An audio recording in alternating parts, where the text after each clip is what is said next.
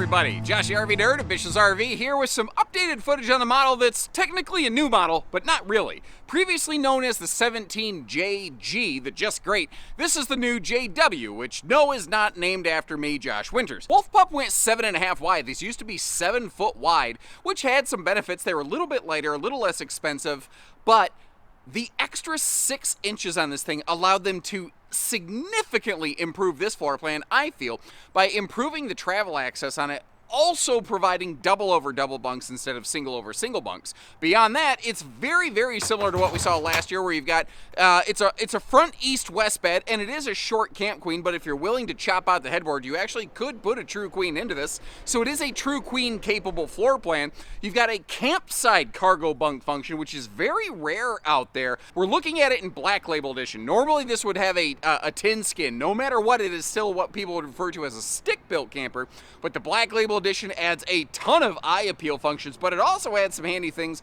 like solid surface countertops in the kitchen. It gives you one of the big Fajita Friday fume fight and fart fans in the bathroom. It upgrades the shower hardware. It does a bunch of things other than just eye appeal. We've got a battery maintaining factory solar package, nothing over the top, standard factory backup camera, and a bunch of other good things, including superior stabilizers on here. But like anything, it's got its ups and its downs, its goods and its bads. And if you appreciate how we're going to give you both sides of that coin to help you decide if this is or is not the one for your money, hit that subscribe button, like our video, and let's take a look here, because I think she's better than she's ever been. So walking in the door, this is kind of what you're going to see. If you're going to check one of these out at a dealership, or every time you check one out, you know, in your own backyard, this is kind of what you're going to look at right here. Apologies as the door clickety clacks behind me. So we've got a full big U-dinette slide here, and what's actually kind of cool, this is a hard thing to discern from a lot of RV videos, but this is a bigger U-dinette. This is what I call a true U, where it's like approaching like 7 foot in size. And I don't normally love the knee knocker pedestal style post. They can be problematic for a long-legged daddy long legs like me, as opposed to a short-legged daddy long legs. I'll work that out in my own time, but it's a step-up slide because the slide goes above the wheel well. It hovers like 6 inches above the floor. So if somebody bumped the table and it fell off that ledge, that would be an awful mess. So I actually think the pedestal style things in a little, you know, an RV like this that could have kids in it makes a lot of sense.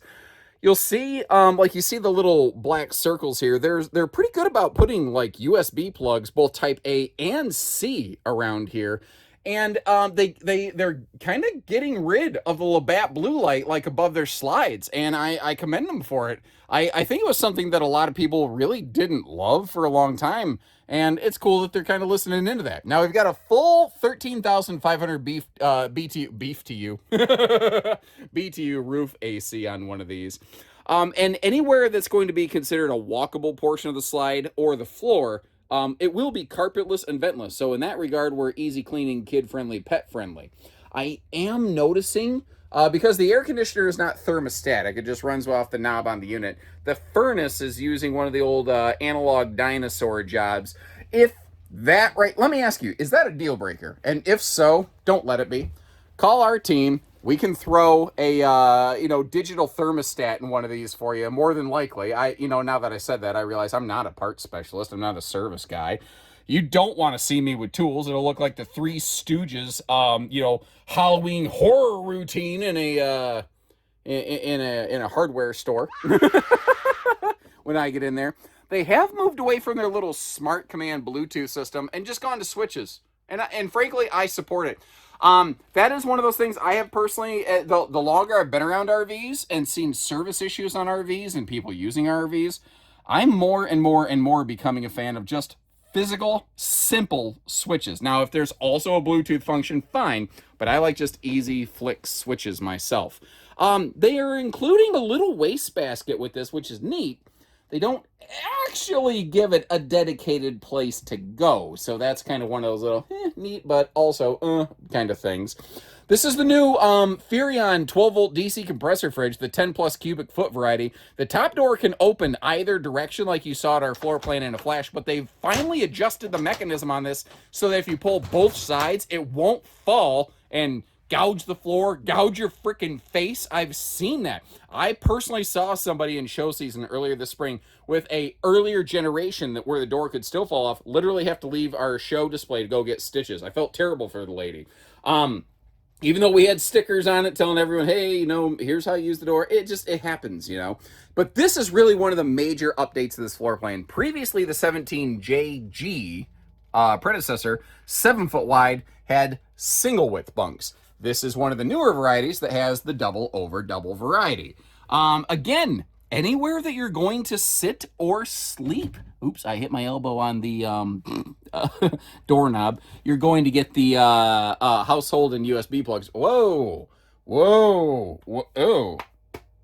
oh, no. Yeah, I got to work on that. What I was going to show you is this door is out of this world, at least in how it looks, because it looks like outer space with the little sparkles. And who doesn't like a little bit of sparkle pony in their life? You know what I mean? Sparkle pony. That sounds like a My Little Pony thing. Is that? I don't know. I was just making up words. I'm like, maybe that's a thing. I'm not sure. I don't want to get hit with some weird copyright infringement. I'm not sure. Decent campsite window coverage, which is not something you would normally think about when you look at an RV like this. And this is not a model that's made for awesome sauce TV viewing, but your TV, if you choose to add one, would be located up here. That being said, it's going to have to be a small little one. Chances are, if you're absolutely stuck inside this thing on a rainy day, and you've already played 3 games of Monopoly and flipped the table twice because Derek cheated like he always does, never mind that. I tell you, whenever I play with Derek, I have to be the banker because he will cheat. Never mind. That's maybe where you start playing on your phones or a tablet or something. Now, the bed up front. It's a 60 by 74 short queen, camp queen. I get that you don't like that. A lot of people, anyway. But the 7.5 foot body on this, plus the headboard, means if you are willing to remove the headboard, which has no wiring or anything run into it, you could put a 60 by 80 true queen bed in this. So it's not a true queen bed from the factory, but it is true queen capable, which I think is a kind of important distinction. Now, just giving you, like, if for some reason you were up in the bunks and looking around like you were a cat, this is kind of what it might look like right here. And actually, something occurred to me just now looking at this. Nothing says you have to leave the table there.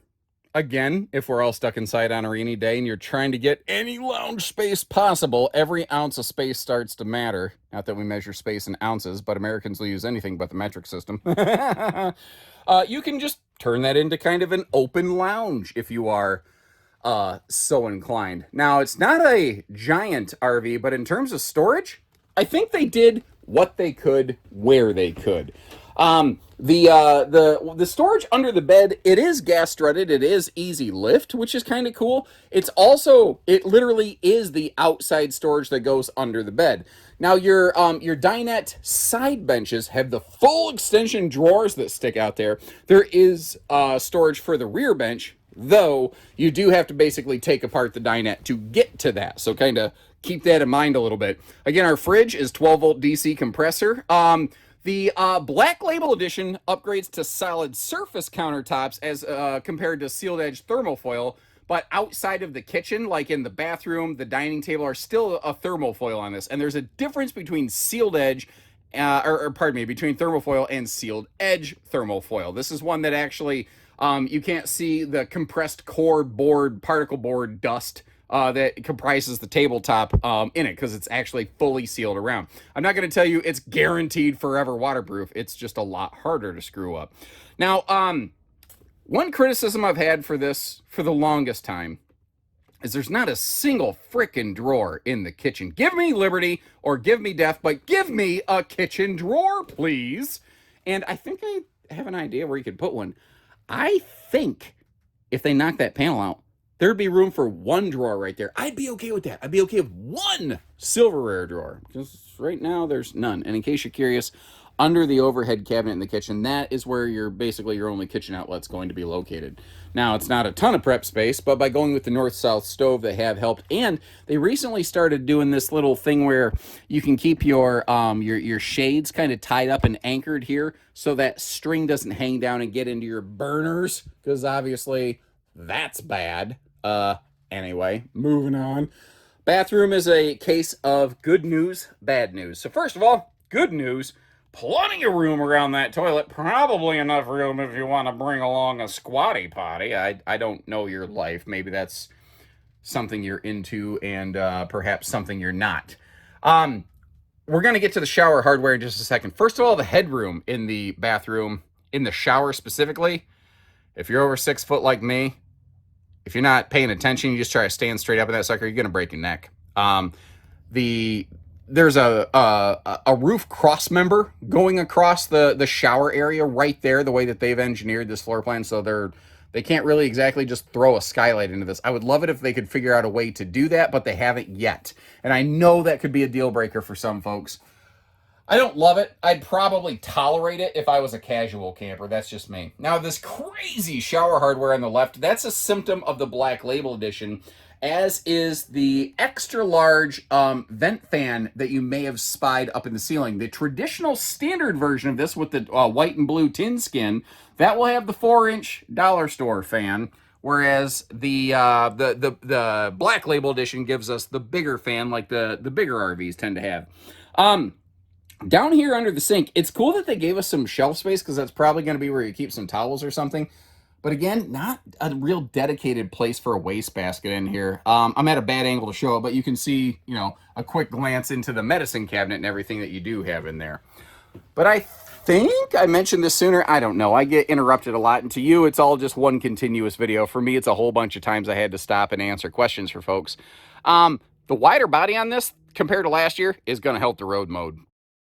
And one of the cool things about this update here, when this, I believe that's the exact slide system for Norco, when that closes, obviously, our front bed here is just left alone because it's east-west. There's no really reason to overlap with that.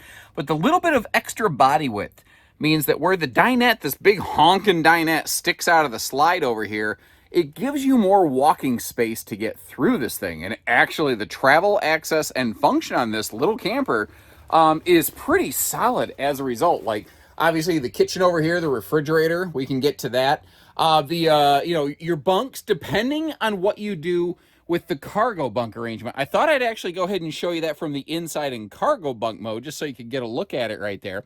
But depending on what you're doing with that, it could be naptastic travel access, and as you just saw, the bathroom door can easily open and close without touching the slide. So your main important trifecta for travel stop functionality, it checks the boxes, and she's Cracker Barrel compliant, baby. And when they went through the 2024 update and basically redesign on these, some key things happen when you take a look at the weights and the measures there. So first of all, these are now 7.5 foot wide instead of a traditional 7 foot wide. And that does mean that they weigh more. And this specific RV weighs even more in the Black Label Edition with the whole adventure package and all the other features and upgrades we're going to talk about that go along with that. But if you notice, it actually doesn't have terrible cargo carrying capacity, which is something that has plagued small single axle campers for the last several years, especially when you go adding a fiberglass Black Label package to these. A lot of times people see fiberglass and they think lighter weight. But a lot of the lightweight that comes associated with fiberglass is a result of the lamination process that this RV is not undergoing. The structure is still stick-built. You're actually adding weight to the RV with the Black Label package. And it used to be some of these could have cargo capacities below 600 pounds. With Black Label fully featured out, this one's still over 1,100. So I think that they've addressed the concern. Also, it still reads like the Black Label Edition with the silver skin package as opposed to the white-blue skin package the normal Wolf Pups have in the Cherokee family. But notice how the nose is darker than the sidewalls. They lightened and brightened up the sidewalls a little bit, and it just feels a little bit fresher, and it feels more three-dimensional to me. I don't know. I'm liking it. Black Label Edition gives us a power tongue jack. It gives us the propane bottle enclosure. It is still a single propane bottle, but it does close that off. Because the water heater and stuff is on the other side of the RV, I'll give you a look at that in a few minutes. It doesn't technically have a full pass-through. But what it does have down here is a gas grill cooker hooker and both front and rear stabilizers. And you might notice you're getting the quick drop stabilizers right here. Single axle campers, often lack front stabilizer jacks, so the RV tends to be a wiggle jiggle herky jerky when you get to your campsite and the kids move around. Those things will take so much of that out, it's not even funny. Now, it's not the world's biggest awning because it's not the world's biggest camper, and with the big rear cargo door and front cargo door, it just doesn't have a great awning. That's just one of the things that comes on this one. I hope you appreciate the fact that I'm willing to mention something that a lot of folks probably wouldn't have realized otherwise. You know, I am trying to be very fair through these videos. You do have a little miniature outside fridge right here, and I like how that little drawbridge style cargo door becomes like a little drink station table, you know? Your outside TV hookups and speakers over here kind of in the middle of the screen right now. They are about head chest level, which I can tolerate. In the back, though, we've got the leash latch. So if you've got a four-legged furry friend, or if you just want to make sure that, like, you know, your bikes and your stuff outside doesn't go wandering off when you're not around, you can do that here too. Now, I mentioned this earlier. So this cargo bunk thing, sometimes people get freaked out about this, but if you really look at it, the handle and everything is basically below the bunk line. Now, if a kid really wants to mess with that, they could probably still get it open from the inside. But the fact is, you can deadbolt secure that sucker. You can, you know, make sure that your kids are safe. And if you still don't feel good about that, that's okay. I don't think you should get this camper. Because the cool thing is, we have some other RVs with similar layouts that don't do things the exact same way. So you see just a simple little buckle strap, basically, keeping that bunk in the up position. And with the newer, bigger bunks, you actually have more potential cargo storage space under here than you did before. Giving you a little look around the corner, one of the things about these, I've personally demoed, I have a set of electric e-bikes, a 2.0 and a 3.0. I can fold them both up, and I can get them both inside this bunkhouse area right here. So there actually is a lot that you can do with that space. Now, they don't include a factory ladder. They are prepped and ready for one. It does have a walkable roof, and as long as we're looking up there, you also see it does have a factory standard Bluetooth camera, so you can help, you know, back into your campsite. Now, looking down below here, their cargo carrier, I believe, has a 200-pound capacity before the spare tire is put on it. So you're going to want to kind of keep that in mind. And when you get the Black Label, like adventure package kind of stuff, you get that bigger, more aggressive Westlake radial. The goal behind that is not to do some off-road mudding, but if you do want to take this thing off the pavement, the adventure package does give it a little bit higher ground clearance, which is nice. It also provides stronger sidewall integrity on those tires. And although it kind of just goes without saying on a little camper like this, I'm still going to say it. This is a single-headed stink pickle exhaust point. And a couple last little details here. If you look over this is my right shoulder, I'm in reverse view on camera. It's a little tricky. It's kind of like pretending to be the weather person doing the forecast thing, you know, on a green screen. Anyway, sorry, you don't care. Hot, cold outside utility shower and that tankless on-demand water heater. So if you got several people in here and we all need to take hot showers tonight, this one can keep the hot water flowing. It is worth mentioning, yeah, you know, people are gonna say, well, these holding tank capacities are not great for boondocking. This isn't made specifically for that purpose, you know. This is made to be something that's a step above entry level, but still a small family, a fall smamly, I can't talk, camper, you get the idea. I'm done. I'm such an idiot. Take a look at the links in the video description to check for pricing and availability on one of these in either Black Label Edition or the standard stick and tin version, which is going to cost less and weigh less, which means more cargo capacity, important factor. Also, I'll see if I can dig up some similar floor plans from some other builders, because they definitely exist out there. And when you're ready, we're ready. And until then, thanks for tuning in. Take care, stay safe, have fun, and happy camping, everyone.